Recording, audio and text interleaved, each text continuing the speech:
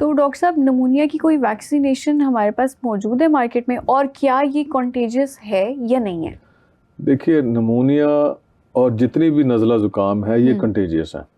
Contagious किस तरह होंगे कि इनके जो जरासीम है, चाहे वो बैक्टीरिया हो या वो वायरस हो, वो सांस के ज़रिए से बाहर आते हैं। तो जब कोई बंदा या कोई बच्चा छींक रहा होता है या खांस रहा होता है, तो हमारे यहाँ वो एक रूटीन नहीं है कि हम टिश्यू पेपर रख लें या हाथ रख लें या हम किसी और तरफ जाके छींक लें, या इस किस्म की ट्रेनिंग नहीं जाती। नतीजा ये होता है कि छींकते हुए, खांसते हुए, और बाज़ दफ़ा ये कि जब आप बात बहुत करीब जाके एक दूसरे से करते हैं तो जो ड्रॉपलेट निकल रहे होते हैं उसके अंदर ये जरासीम होता है। अच्छा। अब नतीजा ये होगा कि जिस बंदे से आप बात कर रहे हैं उसको ये बैक्टीरिया वायरस ट्रांसमिट हो जाएगा। ठीक है। और फिर हमारे अक्सर ये होता है कि हम हाथ, एक रिचुअल है हमारा कि जब भी हम जाते हैं तो हम शेक हैंड करते हैं। तो अगर किसी का नज़ला ज़ुकाम है और उसने मुंह पे हाथ लगाया, नाक पे हाथ लगाया, तो जरासीम हाथ पे लग गए, या उसने छींकते हुए या खांसते हुए हाथ मुंह पे रख लिया तो जरासीम वहाँ ट्रांसफ़र हो गए।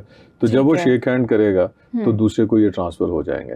तो ये क्लोज जो ह्यूमन कॉन्टैक्ट है उसके ज़रिए, जिसमें हाथ मिलाना, साथ बैठना, नज़ला ज़ुकाम, ये जो है इस दौरान छींकना, खांसना, इसके ज़रिए से जो ड्रॉपलेट ट्रांसफ़र होता है उसमें ये जरासीम होता है। तो ये डेफिनेटली एक कंटेजियस है।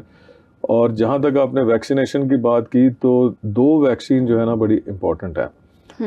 एक तो जो छोटे बच्चों में न्यूमोकोकल वैक्सीन होती है, ठीक है, उसका बड़ा रोल होता है। निमोनिया की वैक्सीन जो है वो इम्पोर्टेंट होती हैं। और फिर सीज़न के हिसाब से फ्लू वैक्सीन भी मार्केट में अवेलेबल होते हैं। और फ्लू वैक्सीन का ये होता है कि उसमें, क्योंकि हमारे यहाँ फ्लू के जो वायरसेस हैं वो बहुत ज़्यादा हैं, there are may be over 100 type of viruses that can cause flu. तो फिर हर सीज़न में जो कंपनी है एक फ्लू वैक्सीन लॉन्च करती है जो पॉसिबली उस सीज़न के लिए या उस ईयर के लिए वैलिड होती है, और अगले साल फिर एक रिसर्च बेस्ड एक प्रोडक्ट लॉन्च की जाती है। तो डेफिनेटली आपको जो वैक्सीनेशन है बच्चों को लाजमी करवानी चाहिए।